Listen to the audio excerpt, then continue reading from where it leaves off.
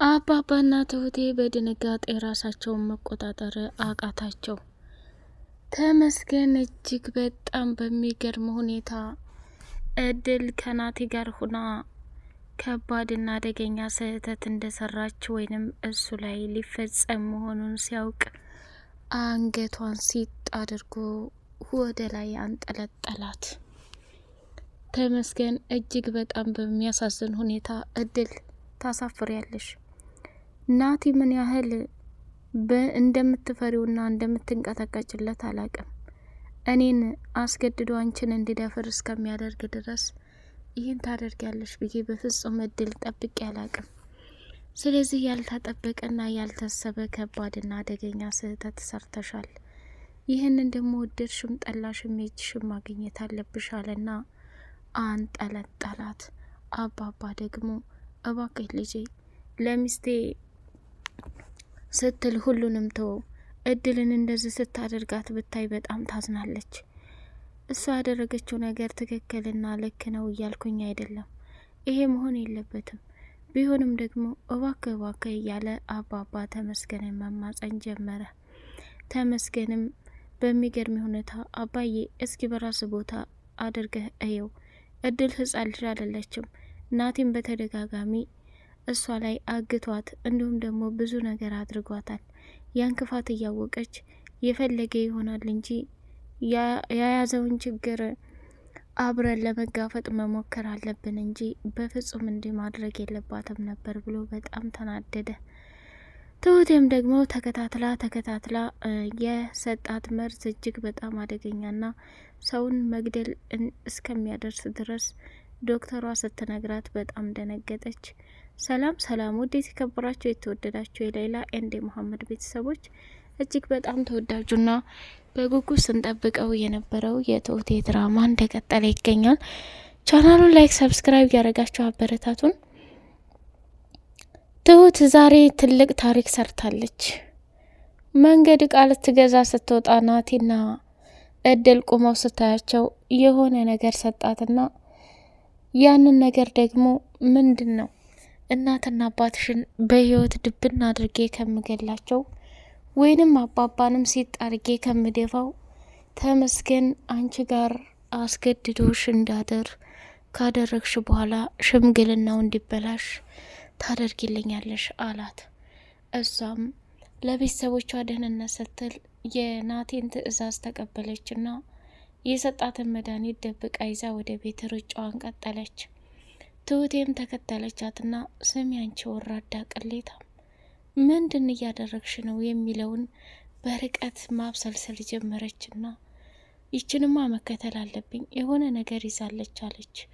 ትሁቴ እስከ ቤቱ በራፍ ድረስ ተከተለቻትና እድልም እየተደነባበረች የምትሆነው ግራ ገብቷት የያዘችውን መርዝ ቀጥ ለጥ ብላ ሶፋ ስር ደበቀችው። ትሁትም በር ላይ ካየቻት በኋላ እድል መርዙን ካስቀመጠች በኋላ ወደ ፎቅ ወጣች። ትሁትም ደግሞ እድል ያስቀመጠችውን መድኃኒት አነሳችና ፎቶ አንስታ ለዶክተር ስትደውል ዶክተሯም ደግሞ መድኃኒቱ አደገኛና ከባድ እንደሆነ ስትነግራት በጣም ደነገጠችና ራሷን መቆጣጠር አቃታት። ከዛ ያላት አማራጭና ትልቁ ነገር ምንድን ነው? ቀጥ ለጥ ሰጥ ብላ ይህንን መድኃኒት ያለምንም ርህራሄ ልትሰጠው ነበር። ከቶ ለማን ነው የምትሰጠው? የዚህን የመድኃኒት መጨረሻ ማየት አለብኝ ብላ ትሁቴ ፎቶ ቀርጻ በስልኳ ከላከች በኋላ እንግዲህ እድል ያንን መድኃኒት አንስታ ለተመስገን ትሰጠው ይሆን? ትሁት ስላየችው አደገኛና መርዝ ስለሆነ ትጠባበቅ ይሆን የሚለውን በጉጉት ለማየት ወደድን። አባባ ለአንዴና ለመጨረሻ ጊዜ ናቲን ከዛ ከቤት አንጠልጥሎ አወጣው። ስማ፣ በሰዓቱ እናትህ ከባድና ረመኔ ይሁዳ ሴት ነበረች። ጤንነቷ ከተመለሰ በኋላ ከእኔ የምፈልገውን ነገር ካገኘች በኋላ መኪናና ቤት ያገኘ ጊዜ ሁሉንም ትታ ሄዳለች። አየህ ናቲ፣ መጀመሪያ ላይ የነበረችበትን ለአንተ እንኳን እናትህ በህይወት የለች ሙታለች ተብለህ ትሁት ናት ያንን ሁሉ ደስታና ያንን ሁሉ ሀዘን አሳልፋ ላንተ ትልቅ ነገር ያደረገችልህ። ስለዚህ አንተ ለማንም የምትመለስ ሰው አይደለም። በጣም ተንኮለኛና ራስ ወዳድ ነህ። ያልተመለሰልኝ ነገር ቢኖር እኔ ምን እንዳስከፋሁና ምን እንዳደረግኩ አላቅም፣ ግን ይህን ያክል ጉድ ታደርግብኛለህ ብዬ አንድ ቀንም አስቤም አላውቅም ብሎ ተናገረ። እንግዲህ ናቲ ቤቱን እንዲለቅና እዛ ቤት ዳግም እንዳይረገጥ መልእክት የላከበት በተመስገን ላይ ነበር። በተመስገን ከምትልክብኝ ለምን ራስ በቀጥታ አትነግረኝም? ይህን ያህል እኮ ራስ ወዳድ አይደለሁም። ቤቱ ያንተ ነው። ትሁትን እንዳላገባ ብዙ ጊዜ ምቀኛ ትሆናለህ። ትሁት አገባችኝም አላገባችኝም ለእኔ ግን ሽማግሌ መላክ የማይቀር ነገር ነው። በጣም ታሳፍራለህ ብሎ ሲጮህ እንግዲህ አባባን ቤቱን ለቆለት እንዲወጣ የመጨረሻ ማስጠንቀቂያ ደጋግሞ ሰጠው። እሱም ያለምንም ምክንያት ወደዛም አለ ወደዚህም እየበረረ እያንዳንዱ የተፈጠሩትንና ያልተጠበቀ ነገር በመደረጉ በጣም የሚያሳዝን ትልቅ ነገር ነው። ስለዚህ ወደደም ጠላም ከዛ ከቤት ሰተት ብሎ ውልቅ ብሎ ሲሄድ ትሁት ተከተለችና እናትዬ እባክህ ተረጋጋ፣ አባዬም እኮ ልክ አለው። አንተ ያደረግከው ነገር በሙሉ ሁሌ ስህተትና ክፋት አይሰለችም እንዴ? አሁን ላይ አባዬ በጣም አዝኗል። በቃ የራስህን ህይወት ኑር ብላለችው። አየሽ ትሁት፣ ሁላችሁም ራስ ወዳድ ናችሁ። አንቺን እንዳላገባ ከተመስገን ይልቅ የአባባ ጥላቻ ይበልጣል። ጠብቂ፣ እኔ ሽንፈት አልወድም። ለየሁላቸውም የእጃቸውን እሰጣቸዋለሁኝ ብሎ ወሰነ። ተመስገን እንግዲህ ለትሁቴ በጣም በሚገርምና በሚደንቅ ሁኔታ ለሽምግልናው ቀን የምትለብሰው አበሻ ልብስ ገዝቶ ለትሁቴ ሲሰጣት ያንን ልብስ እንግዲህ እያገላበጠች እየለካች ቁመቱ ምናምን እያየች በጣም ደስ ብሏታል።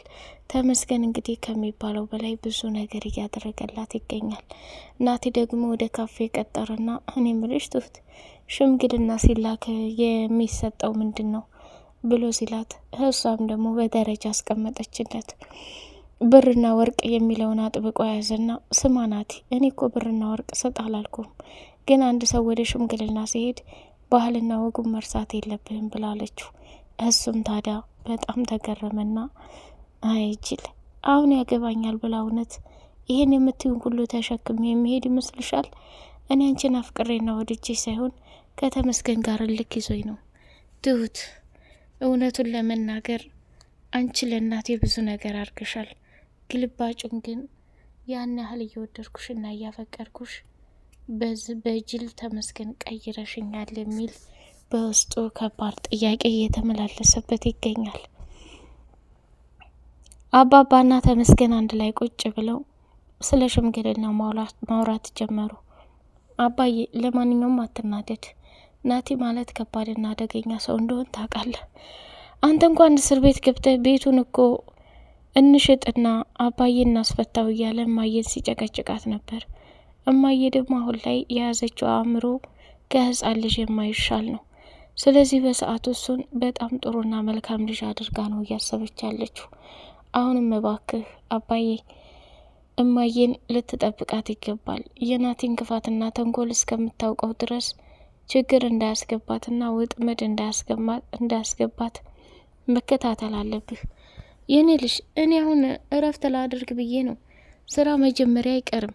እች ሴት እዚህ ቤት ነው የምትለው። የፈለገውን ነገር ቢያደርጋት ማንም ተያዥ የሌለው ነገር እኮ ዳገባሁኝ። እንዴትም እንደማረግ አላቅም። ብቻ ወደፊት የምናየው ይሆናል ብሎ ተናገረ። እድልን እንግዲህ ተመስገን ሽምግልናው 4 ቀን ነው የቀረው።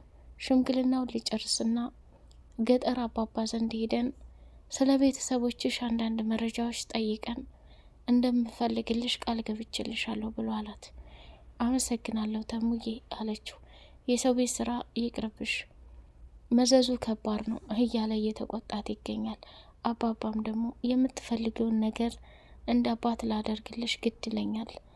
በምንም አይነት ሁኔታ እኔና እናትሽ አንድ ላይ ብንሆን እየብቻ ብንሆን ሊከፋሽ አይገባም። ደግሞ ነይ እኛ ጋር ተቀመጪ፣ እንደ አባትሽ የምፈልገውን ነገር ደግሞ ጠይቅልኝ፣ ሙሉ በሙሉ አሟላልሻለሁ። እናትሽን አታስከፊያት ብሎ አባባ እድልን መምከር ጀመረ።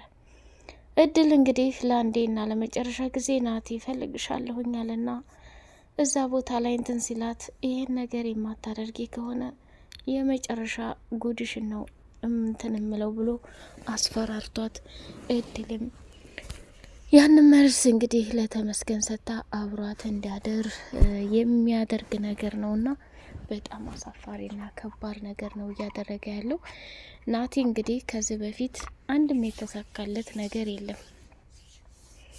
የእድልን የራቁት ቪዲዮ ቀርጾ ቢያስፈራራትም በተመስገን ምክንያት ነጻ እንዲወጣች ታውቃለች። እንዲሁም ደግሞ ብዙ ነገር ሲያደርግ እናቷንም አፍኖ ሊደፋ የነበረ ተንኮለኛ በሙሉ ተመስገን ባይኖር ብዙ ችግር ተፈጥሮ ነበር። ያንን ሁሉ እያወቀች እድል እንዴት ተቀበለች? ተቀብላ ሲያመጣችው ለማን እንደምታደርገው ትሁቴ እንግዲህ በጉጉት እያየች ትገኛለች። ምክንያቱም ከሚባለው በላይ በጣም ነው የደነገጠችው ትሁት።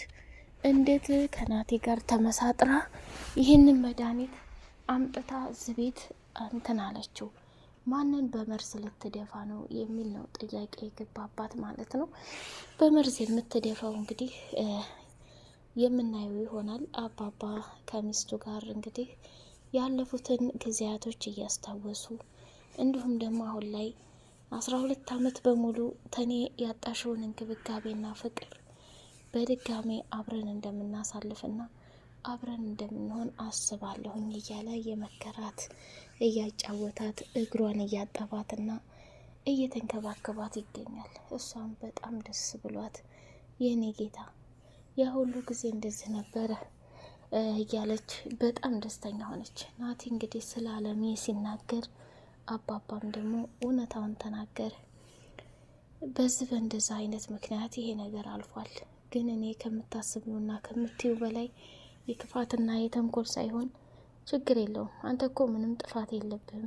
እንደውም እስካሁን አግብተህ አለመውለድህ በጣም የሚገርም ነገር ነው። ሚስትህ ሞታለች ብለው እኮ መቃብሬን አሳይተውሃል። ስለዚህ የራስህ ህይወት ሊኖርህ ግድ ይልሃል። ማን አለ ከዚህ ውጭ እያለች መናገር ጀመረች። አባባም ስለተረዳሽኝ አመሰግናለሁ። እኔ በጣም የስቃይ ህይወቱን አሳልፌያለሁ። እሱን ደግሞ አንድ ቀን የምናወራው ይሆናል። ከምትዩና ከምታስቢው በላይ ህይወት እንደ ቀላል አይደለም የታለፈችው። አሁንማ ህይወቴ እንደ አዲስ በራ። ሁሉ ነገር ተሳካልኝ። ያጣሁትን በሙሉ ያገኘሁት ይመስለኛል። እና እንኳን ኖርሽልኝ። አንዳንድ ጊዜያትም ከያቸው በላይ በጣም ያስተምራሉ። ያ ጊዜያት ለእኔ ደግሞ ዛሬ ላይ የኔን የሆነችውን ንግስት ከጎኔ አድርጌ አብሬያት እንድኖር ፈጣሪ ስለፈቀደልኝ እሱን አመሰግነዋለሁኝ። ሞታለች እንዳሉኝ የማይገባሽ ቦታ ላይ ኖረሻል፣ ብዙ ችግሮችን አሳልፈሻል። አሁን ላይ ግን በብዙ ነገር ልክስሽና ካጠገብሽ ሆኜ ልንከባከብሽ ግድ ይለኛል የልጄ ሚስት ብሎ አላት ማለት ነው። የአባባ ሚስት እንግዲህ በደስታ ከባሏ ጋር ጊዜያቶችን እያሳለፈች ትገኛለች። ናቲ በጣም ክፉና አስመሳይ ሰው እንደሆነ አንቺ ወደዚህ ቤት ከመምጣትሽ ጭምር ብዙ ነገር እንዳደረገኝ እነግርሻለሁ እያላት ይገኛል ማለት ነው። ውድ የተከበራቸው የሌላ የመሐመድ ቤተሰቦች በቀጣይ ፓርት እስከምንገናኝ ሰላም ሆኖልኝ